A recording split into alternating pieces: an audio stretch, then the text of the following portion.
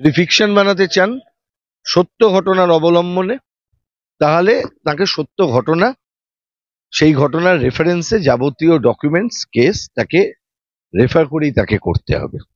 তখন আমরা বুঝতে পারবো যদি সে ধরনের কোনো ঘটনা ঘটে। বধূ নির্যাতনের কেসে তো আমি শুনেছিলাম যে কালীঘাটের এক মহিলার নামও ছিল। একটা বললে দুটো খুলবো।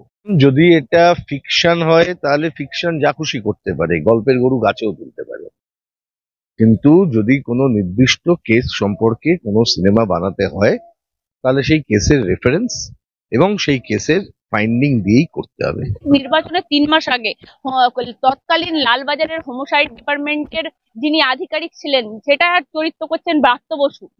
ব্রাত্য বসু তো কিছুদিন আগেও অনেক রকমের সিনেমা করেছিলেন যেখানে সব বলেছিলেন ওরা দুষ্টু লোক।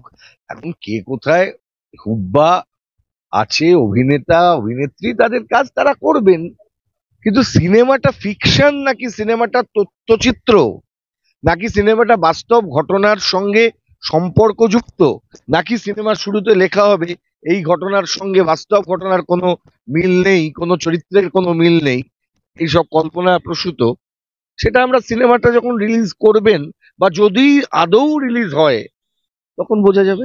তখন বোঝা যাবে। আরেকটা জিনিস বাজার গরম করে লাভ জিনিস কুণাল ঘোষ বলছেন যে আমি তখন সাংবাদিক ছিলাম, আমার কাছে সমস্ত তথ্য আছে কি হয়েছিল। হঠাৎ করে ট্যাক্সি করে মনীষা মুখোপাধ্যায় তখন নাকি তোমাদের যখন সাংবাদিক ছিলেন তখন তো আরো একটি ঘটনা ঘটেছিল। সেটা হচ্ছে যে কলকাতা হাইকোর্টের একজন প্রধান বিচারপতি ছিলেন জয়নারায়ণ প্যাটেল, তার মেয়ের বিয়েতে নাগপুর যাবার জন্য একটি চার্টার ফ্লাইট ছিল নাকি বরাদ্দ, কার পয়সায় নাকি নেওয়া হয়েছিল কুণাল ঘোষ জানেন খুব ভালো করে। সরকারি ফ্লাইটকে বাদ দিয়ে মমতা ব্যানার্জি, কুণাল ঘোষ আর কে ওখানে গিয়েছিলেন বলে আমরা শুনতে পাই। এখন সেটাকে যদি আমি ফিকশন না করে যদি বলি যে বাস্তব ঘটনা, তাহলে কুণাল ঘোষকে আমায় আনতে হবে। উই ওয়ান্ট জাস্টিস যারা করেন তারা কোথায় ছিলেন 98 সালে বলুন তো সব্যসাচী দা? কুণাল ঘোষ বলছেন যখন বধূ নির্যাতনের কেসে দীপক ঘোষ যখন আড়াল হওয়ার জন্য সিপিএম এর নেতাদের বধূ নির্যাতনের কেসে তো আমি শুনেছিলাম যে কালীঘাটের এক মহিলার নামও ছিল। কালীঘাটের একজন মহিলা, তার বিরুদ্ধেও নাকি একটি 498 এর মামলা হয়েছিল সম্ভবত। একজন কালীঘাটের বাসিন্দা, হরিশ চ্যাটার্জি স্ট্রিটের এক বাসিন্দা, তার বিরুদ্ধে তার ভাইয়ের স্ত্রীকে হত্যা করার জন্য নাকি একটি মামলা হয়েছিল রুজু, আমি শুনেছিলাম। আমি ভুল হতে পারি। আমি কার নামে বললাম? হরিশ চ্যাটার্জি স্ট্রিটে একজন মহিলা থাকে। তুমি বলছো কেন কুৎসা? আমি বললাম হরিশ চ্যাটার্জি স্ট্রিটে একজন মহিলার বিরুদ্ধে বেশ কয়েক বছর আগে, তখন বামফ্রন্টের সময়, একটি কেস অভিযোগ জমা পড়েছিল তার ভাইয়ের স্ত্রী। আমি কোন মহিলার কথা বলিনি কিন্তু একবারও। হরিশ চ্যাটার্জি স্ট্রিটের যদি একজন মহিলা হয় তাহলে বলতে হবে। আমি আবারও বললাম কোন মহিলার কথা বলিনি, যার গায়ে লাগবার লাগবে, দেখেছে, যার জ্বালা তার গায়ে লাগবে।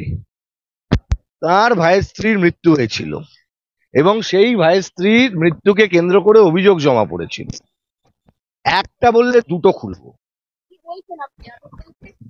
তৎকালীন দীপক ঘোষ আপনাদেরকেই ধরে নাকি বেঁচেছিল আপনাদের মন পাবার জন্য মমতা ব্যানার্জি নিয়ে কুৎসা শুরু করে। আর দীপক ঘোষ বেঁচে থাকাকালীন এই কথাগুলো বললেন না কেন? দীপক ঘোষ যতদিন বেঁচে ছিলেন এই কথাগুলি বললেন না কেন? মুকুল রায় মামলা করেছিল তৃণমূলের সাধারণ সম্পাদক হিসেবে। বার করুন না, বার করে দেখান না, তারপর বলবো। কিসের স্টে আছে? কিসের স্টে আছে? কিসের স্টে আছে? কিসের স্টে আছে? মামলাটা হোক, তারপর দেখা যাবে। যে মামলা করছে সব বিভিন্ন জনের বিরুদ্ধে, সেই মামলা যখন করব তখন বলবো, এখন সব কথা বলবো না।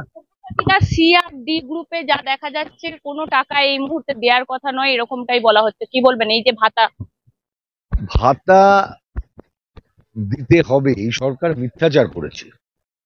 লক্ষ্মীর ভান্ডারে কতজন লোক বেনিফিশিয়ারি আছে তার তালিকা প্রকাশ করতে বলুন সরকার। এই যে সরকার এত বড় বড় লেকচার দেয় না, আমি আবার বললাম যে পশ্চিমবাংলার মহিলাদের সবাই নাকি লক্ষ্মীর ভান্ডার পাচ্ছেন, পাওয়া উচিত স্কিম অনুযায়ী, একমাত্র কর্মরত মহিলা ছাড়া বাকি সবার লক্ষ্মীর ভান্ডারের টাকা পাওয়া উচিত।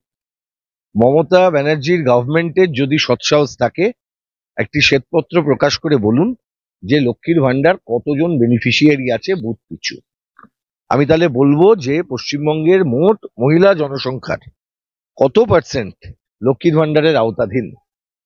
যেমন গতকাল বেরিয়েছে মোদী সরকারের মিথ্যাচার, আপনারা দেখতে পেয়েছেন যে বলছে নাকি এত পার্সেন্ট লোক ওই এই যোজনার অন্তর্গত হয়েছেন, এত পার্সেন্ট লোক পিডিএস সিস্টেমের অন্তর্গত হয়েছেন, এত পার্সেন্ট লোক। ঠিক সেই রকম আমি আবার বললাম, এই গভর্নমেন্টের মিথ্যাচার, ডেটা নিয়ে মিথ্যাচার, মানুষকে দেওয়া বেনিফিটস নিয়ে মিথ্যাচার, এটা চূড়ান্ত জায়গায় গেছে।